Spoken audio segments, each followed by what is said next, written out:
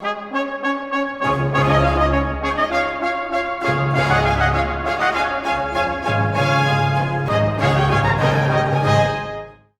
everyone, class of 2020, friends and family. Now that we're scattered all over the world, I don't know what time it is for you over there, or what the weather is like. But as I record this on a Saturday morning, the sun is shining brightly over the college. Now if this were a normal time, I would turn on the light, pull down the window blinds, and pretend I was speaking to you live, just for a laugh. But these are not normal times. In fact, I will bet you $5 that this has been the fastest graduation ceremony in the history of graduation ceremonies. Which is no one's fault, just that the stage for these things tends to be a bit wide, and so walking on, walking off just takes a long time. While preparing for this speech, I looked up online that a good graduation speech does two things. It offers words of wisdom and a message that will stand the test of time.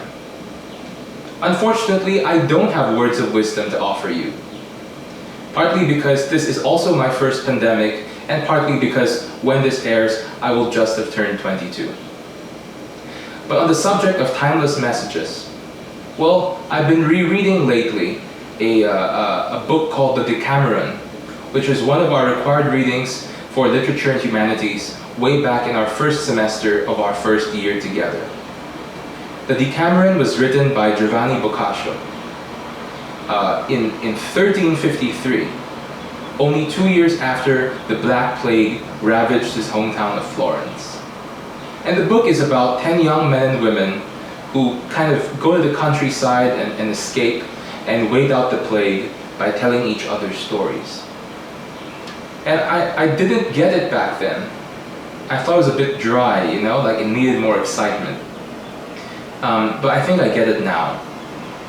When we message our friends and make plans for everything we'll do after the lockdown, or make the same jokes over and over about, what's your virtual background today, or haha, I just went to class in my underwear because everything's online these days. We're telling each other stories. When we call home and talk to our family about what is for dinner, or what the siblings are up to, or what's new on Netflix, or how is the dog. And on that subject, let me share with you how my dog is doing. This is her. Her name is Hershey. She's 9 years old, if you can believe it. She looks like a puppy in these pictures. But this is her chilling on the porch. And this is her doing her morning yoga. But then it got too hot for her, so she went inside and took a nap in the shower. And my dad sent over these photos this morning. And I guess what he means to say is, this is how it is at home. This is how Hershey is doing. Everything's okay. And so in that sense, my dad was telling stories too. So I guess Boccaccio was right. We do wait out the plague by telling each other stories. Stories to comfort us, stories to give our days some structure, and stories to keep us hopeful about tomorrow. And about tomorrow, there are a few versions that people like to tell about this thing called tomorrow. One version, which is very popular these days, goes something like this. The markets are down, everything is collapsing. It's very hard to get a job these days because no one is hiring. What a bad time it is to be a liberal arts student going out into the world. And this version is true, and there's no escaping that.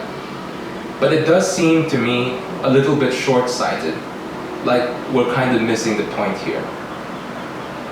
The version I prefer is this: that the world will keep on spinning, that tomorrow will come, and when it does, we will have so much to rebuild.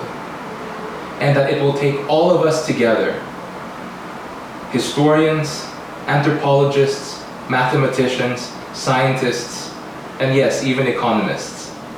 The whole class of 2020 working together with the rest of the human race to rebuild it. To think, invent, create, write, draw, paint, solve, and imagine our way to the future. this version of tomorrow is true.